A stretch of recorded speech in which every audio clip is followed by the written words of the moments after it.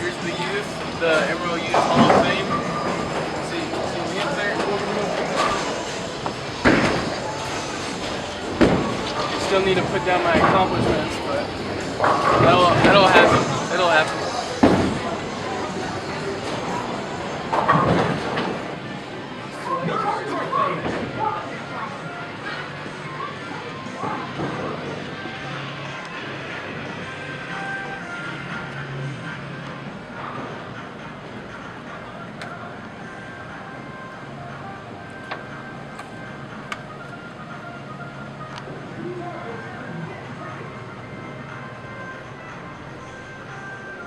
So, back in the day, let's see, 9 years ago, so that would have been 2015, I started out, I did like a little bit of a camp, like a little bowling camp. It was just to get me busy with the summer, and yeah, that's where it started.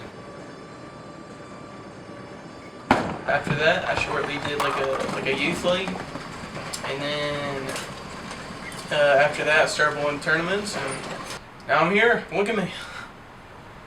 I'll just start from the bottom to the top. In terms of hook potential, this is my spare ball. It actually has no finger holes in it, so that's just to help the ball go straighter and for it to be more consistent, just more predictable, because that's what we want our spare balls to do, just go completely straight. Then I would say my rubber ball would be next. This thing is from like the 60s or 70s. Johnny Petraglia, Brunswick, LT48, very old bowling ball. It doesn't hook a lot. Either. Hooks more than this, but still not a ton. And then next we'd probably have the IQ Tour Emerald from Storm. See the layout on that? That's the pin on the bowling ball. This thing hooks more than this, definitely, because this is a reactive bowling ball. This is a rubber bowling ball. I'll probably stand maybe like 20 with this with my feet right now, and looking at like in between second and third arrow. It hooks more on the back end, I would say, for sure. And then I have my DV8 Hellcat here. Pin is way up here. The farther up the pin is, the more skid flippy it is, and also it's going to hook more, I would say. So with this thing, I'm probably standing like 25 with my feet and hitting like third arrow. And then we have my hazmat from Hammer. This thing I'm probably standing probably like 30 with my feet and hitting like in between third and fourth arrow. And that's the equipment I brought with me today.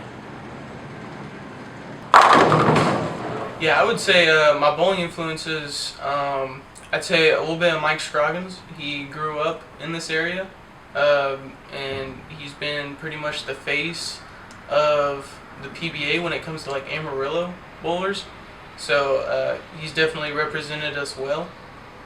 We also have Dio Bernard. He's my best friend. I grew up kind of bowling youth tournaments with him, and so it was only maybe a few months ago I went down to see him at Detroit, Michigan, where he bowled on TV and he won his first PBA title. Okay, so this bowling ball is illegal for me because I don't use my thumb and there's a thumb hole. And according to USBC rule, the National Bowling Congress, you have to have fingers in all of the holes for it to be good to go. So what I'll need to do is take this bowling ball and make it look like this bowling ball. So we're just gonna plug it. So this one's good for me to use. This one, not quite yet, but it will be.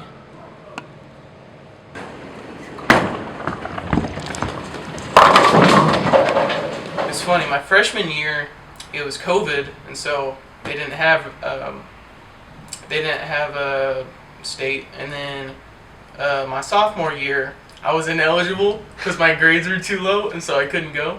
And so my junior year was my first year, and it was great. It was the first year I was there, and it was the year I won it too. So that was quite interesting. I remember being very intimidated by just the players there. They were all great. I just remember their power, and I saw the potential that they had with that.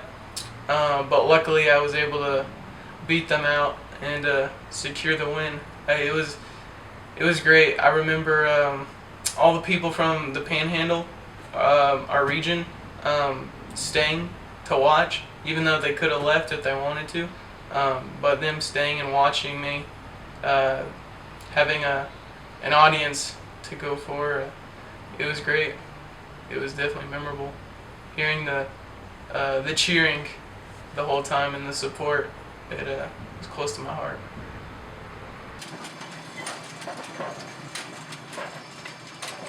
I remember the last shot. It was needed. It was a one-game match, the finals, and it was against the leader. This guy was averaging like 250 the whole day, and I was probably averaging like 220. So he was the clear winner if you look at all the scores. But in that final match, it came down to the 10th frame. He had a bit of a slow start, but I was able to capitalize, and I think it was the 10th frame. I needed a double and 9 to win. Got the first hit, and then I got the second hit, and then the last shot I needed 9 for the win. And I remember as soon as I let it go, I was like, I got it. That's enough, because I just peered off my hand. I knew it was good enough, and I tell you what, I got all 10. Okay, so here, of course, we have our bowling balls. But this thing, right, this is my chamois, so I use this to wipe the oil off of the bowling balls. So let's take my bowling ball here. You can see the oil ring slightly. Alright, it's going to be right here. This is called my track. This is where the ball flares, and this is where also the bowling ball, the surface of the bowling ball, this is where it interacts with the lane. This is where it touches the lane. So like here, you don't see oil, for example, but here you do. So I'm going to wipe that off with my chamois. And then I also have my rosin bag, and this is just to help give me traction with my fingers and not them feel oily, you know, so I can have control. I'm gonna throw a strike with it.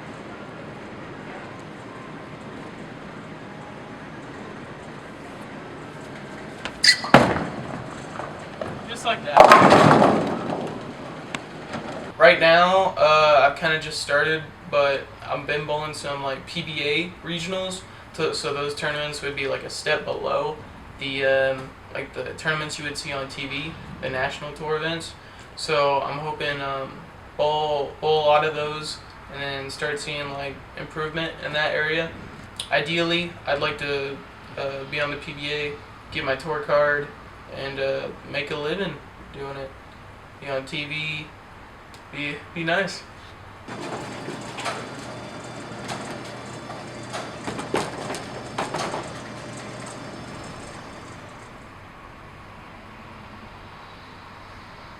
My name is Young Reed. I work at Western Bowl in Amarillo, Texas. I'm starting up a new job pretty soon, setting up like electronic equipment. So I'm going to try to do both of those jobs. We'll see how it goes. I also do like music production and video production. I also do a lot of my bowling with that. Maybe I could become a bowling influencer. Who knows? We'll see. Right now, I'm just kind of putting my eggs in different baskets with the video editing, the music production, the bowling, of course, and just trying to see what what works, what I can experiment with, just seeing what different courses I could take. I'm also a big Christian. Jesus loves you. I tell you that right now. Yeah, it's a big part of my life. I would say everything I try to do in my life, I try to reflect Jesus as best as I can. And just try to share his message. I think what he has to say is great. His philosophy is top notch. It's improved my life in many ways, and I'd say the main goal in whatever I do is to help promote his message.